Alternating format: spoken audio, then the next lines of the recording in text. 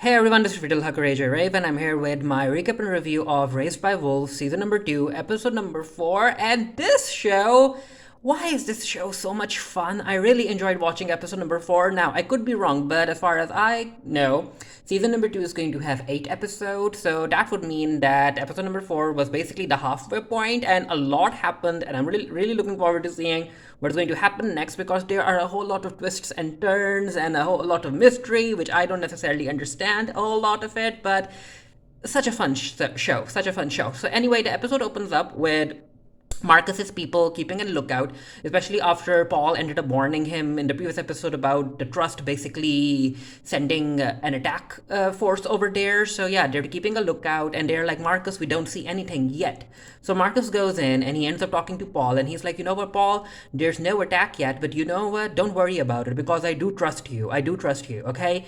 And yeah, these two end up having a little conversation about their past and their bonding and all of that stuff. And Paul is like, you know what? I can help you get close to the trust if you want, because I'm the one who helped get the mother's eyes for you, right?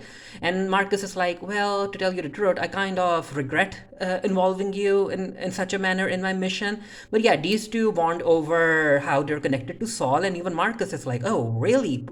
Saul ended up talking to you, huh? And that could feel yeah, I have a feeling that Marcus is a bit jealous of Paul, but I could be wrong because Paul's the one who ends up telling Marcus that, you know what, the tree that you're looking for, it won't grow because it's still a seed, it still needs to grow, and it's in the necromancer or tarantula or whatever the name is. I'm not, yeah, the tarantula, right? And yeah, and Marcus is like, how did you know? And this is where Paul is like, because Saul told me and I can help you get it and all of that stuff. So their conversation ends up going towards, well, how Sue is doing. And yeah, Paul is like, well, I don't have anything to do with Sue anymore because I hate her. And Marcus is like, well, do you hate me? Because to tell you the truth, pretending to be your parents and coming to this planet, it was all my idea. And Paul is like, no, I don't hate you. Uh, and I don't hate Sue because of the fact that she lied to me. I hate Sue because she doesn't believe in Saul and she's an atheist and you can't forgive atheists. And yeah, Marcus is like, you know what, Paul? Who knows? Who knows? Maybe she'll come around one day. So they're still bonding and it's time for them to leave. However, as they're leaving, well, the trust, it's a machine. It has its own plans that it tries to justify through the use of logic and whatnot. So, yeah, something's about to happen. And I was kind of expecting it, but I wasn't expecting Paul to get hurt during the process. Anyway, Campion is there as well.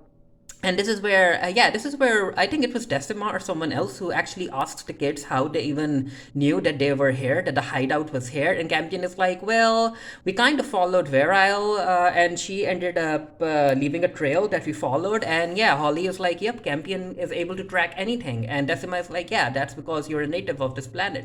So it makes sense. So basically, yeah, Campion didn't tell anyone that he and Paul had already been there when they were helping Virile.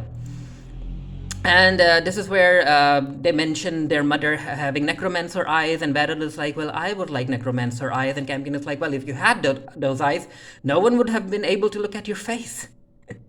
And I think Beryl blushed or something, or she felt shy or whatnot, and she just walked away. So yeah, coming to what happened. So it's time for the group to leave the cave, and this is where it turns out that the Trust ended up implanting a biobomb into the mouse, and it exploded, and Paul got infected, and yeah, another guy in the group also got infected, and Marcus is like, everyone stay back, and he tries to help Paul, but yeah, and I'm like, okay, so Paul is going to die in episode number 4. That's unexpected, and frankly, I would be okay with Paul dying because let's face it, he's a bit annoying. But no, I think he'll survive. So Marcus takes him outside and he ends up praying to Saul to help heal Paul with his light and all of that stuff. Yeah, and it's not working and Paul's condition continues to worsen and the rest of the group is just standing far a bit back and looking helplessly at everything. And yeah, this is a scene where if you focus on Paul's eyes, his eyes end up looking reptilian. Yeah, I'm not really sure if Paul is going to is going to survive and become some sort of human reptile hybrid or something. But let's see what happens because I do think that Paul is going to survive. So basically, the biobomb ends up encompassing Paul in this weird cocoon-like thing. And yeah, this is where Marcus is like, it's the trust who did this, right? And he's like, Campion, you have been here before, right? And yeah, this is where Campion ends up telling the truth that they ended up coming here before because they were helping Varel. And yeah, Marcus doesn't appreciate that. And Marcus walks over to Decima and he's like, this is your fault, and it's because of your android that an organic being, a human, ended up getting injured and possibly dying, and fix it. You need to fix this. So as everyone is walking away, because Marcus orders them to go, because he's like, you know what, the trust is going to send a force in order to make sure that they are no survivors. So until that happens, I want you to take the tank and go away from here, and I'll stay back and hold them off and all of that stuff. So as they're walking, this is where Holly is like, Campion, you need to grasp onto your fate, and Saul will protect us and all of that stuff. We don't need Mother. And Campion is like, no. We need Mother. We need Mother to help Paul. And Holly is like, well, Saul will help Paul. And Campion is like, I don't have time for this. And he runs away. And this is where Decima is like, you know what, Varel, I need you to go. This is a direct order. So apparently Varel can't override direct orders from Decima. And Decima is like, you need to go and capture Campion for me. And this guy ends up going after Campion and Varel just to make sure that Campion doesn't reach his encampment. So while that's happening, in the previous episode, we saw Father ended up winning his battle, and he ended up winning the fuel that he wanted. And as they're walking back to camp, Hunter and Tempest are having a conversation because apparently Tempest wants to give her child to the guy she ended up meeting in the previous episode, and Hunter doesn't understand that. Hunter is like, okay, so we are having a first ever human baby, and you just want to hand the baby over to some random guy. And Tempest is like, okay, so do you want to take care of the baby? And Hunter doesn't answer, and Tempest is like, yep. That's what I figured. And Father walks in order to stop them from arguing, and he's very happy about the fact that he ended up fighting a very, very strong industrial model. And this is where Hunter is like, well, I would like my medallion back. Can you give it, the pendant back? And of course, Father gives the pendant back to Hunter, and Hunter is like, well, you have to accept it that Saul ended up helping you, right? And Father is like, no, I don't think so. And even Tempest is like, yep. Father won because he was the better fighter. And yeah, anyway, and this is where Father is like, yep, I am the strongest domestic model ever created, right? And Hunter is like, well, I only told that to Campion in order to stop him from freaking out every time you die. So anyway, in a move that I wasn't expecting, it turns out that Father ended up revealing to Hunter and Holly about his project that he's working on, and he ends up telling him about them about this android, which is basically, I guess, it's a female body. And it's coming along, and Tempest doesn't necessarily know what to make of this, and Hunter doesn't know either. And this is where Father is like, well, you could hand me the pendant for good luck. But yeah, Father is injured, and Tempest and Hunter are like, you know what, you need to get your body checked, your system checked, and just why don't we just leave this project where it is? It's a creepy project. So over at home, Vita is playing a game, and Lamia is like, well, Vita, you should be getting an education. Why are you still here playing games? And Vita is like, well, I don't care about stupid Earth stuff. I want to play games. I want to become a necromancer. You were a necromancer, and all of that stuff. And yeah, Lamia is like, I don't appreciate your tone. And she ends up ripping the processor from the gaming console, and she's like, Vita, go get your tasks. And Vita is like, you're the worst mother ever. Boo-hoo-hoo-hoo-hoo. And she runs off. And this is where Mother is like, you know what, I can use this chip. And we do see her using this chip. And this is where Sue decides to go and check up on Seven, because as far as Sue is concerned, because she has been putting two and two together, she's like, I have a very, very big feeling. Like, she really suspects that Seven ended up being birthed by Mother. And as she's looking at the snake, this is where she notices Mother working on something, and she goes there, and it turns out that Mother is working on a control chip, and she's experimenting and putting the control chip through a trial by using it on a bird. And this is where these two have a very interesting conversation, because Sue is like, okay, so why do you want to control that creature, huh? Are you cautious about it? Are you afraid it will hurt your children?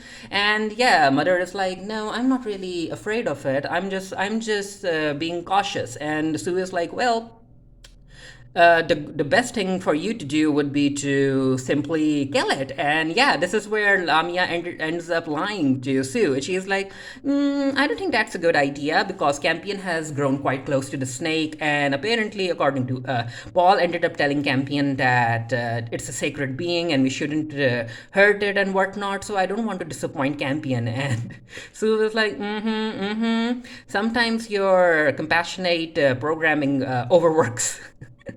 And yeah, basically she poses a question in front of Lamia about, you know what, if it comes to it, would you be able to choose between your children and the snake? Who will you choose? And Mother is like, well, it won't come to it, okay? And she ends up demonstrating whether or not the control chip works. Oh, before I get to it, this is also where Mother notices that Sue's oxygen levels are low, and Sue is like, yeah, I haven't been getting enough sleep, and especially with Marcus back, and Marcus used to tell me that I'm half robot, half android, and Mother is like, you're all human. So she ends up controlling the bird, and it does flies off a bit, and then it falls. And yeah, Mother is like, okay, so I guess the connection stopped, huh? It broke. So I guess she's kind of happy with how she will be able to control the snake, but yeah, let's see if she's even able to do it later on.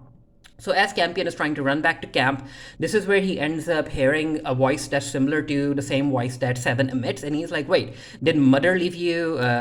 Did Mother allow you to get out of the cage?" And I'm like, Campion, that's not the snake. That's not the snake. That's something else. That's the creature that's apparently very resistant to acid water." But before Campion can make out what it is, Varel comes in and she punches Campion. She throws him to the ground, and Campion is like, "I thought we were friends." And Varel is like, "Yes, we are still friends, but I can't override a direct order from my mom. So I'm sorry, but before Varel can do anything, the creature from the acid lagoon it comes out and it grabs Varel's legs, and yeah, it turns out that the creature's entire body is very acidic, and Varel's yeah, she's in pain. Her leg is getting damaged because of the creature, and Campion comes in, and Campion uses a rock in order to bash the creature's head, and this is what the creature looks like. And yeah, Varel is like, okay, so you ended up killing a living being in order to in order to save a synthetic being. Why did you do it? And yeah, we also get a scene where apparently these are alien leeches that come out of the creature's hands. I'm not really sure. Yeah, Campion is like, well, because I like you, that's why I saved you. And as these two are talking, there's a gunshot, but the bullet misses Campion. And yeah, this guy is here, and Campion is like, I have to go. And Varel's like, yeah, go, Campion, go. Run, run, run, run, run. And as they're running, Campion falls into a ditch. And yeah, the guy is about to shoot Campion, but then there's this burst of bright light. And we get a scene where, yeah, we get this being that looks very similar to the being that Father is working on in his shed. And at first I was like, wait, so there are more beings like the project that father is working on. But now it turns out that by the end of the episode, from what I can understand, it's the same thing. So for some reason it ended up helping Campion. It caused enough of a distraction for Campion to run away, and Mother is working on the chip, and Mother is like, you know what, I have to use it on the snake in order to keep my children safe, in order to keep the snake safe as well. But before she can go and implant the chip into the snake, she hears Campion yelling her name, and she runs towards him, and Campion is like, Mother, Paul is sick, you have to save Paul, and all of that stuff. And Mother is like, well, we'll go to the trust right now, and we'll ask for help. And Campion is like, no, you don't understand. It was the trust who did this. It was the trust who ended up hurting Paul. And he's also like, you know what, Mother, I saw Saul. And I'm like, Campion, that's not Saul that you saw. That's the robot that your father is working on, or whatever that thing is.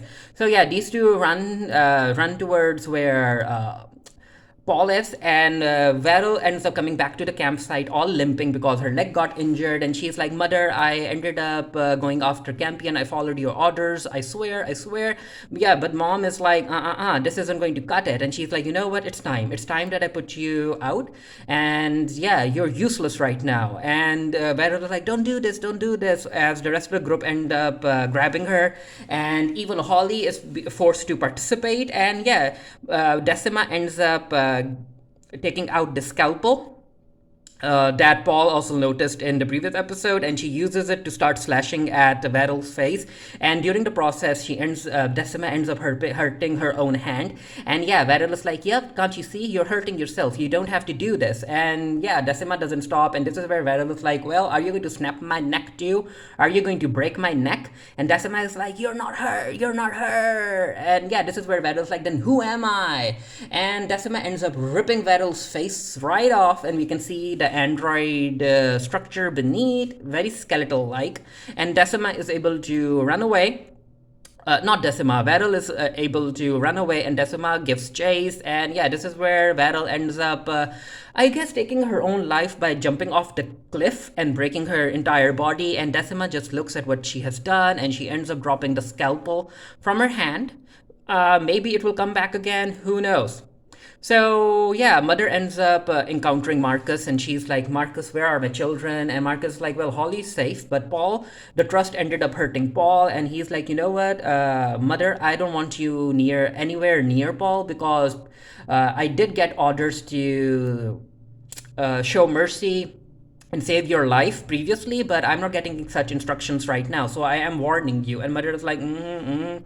And yeah, she doesn't necessarily accept his threat. And yeah, these two end up fighting. And because Marcus is getting a power up because of his infection, he does end up coming close, very close to beating Mother. He's all about twisting her neck.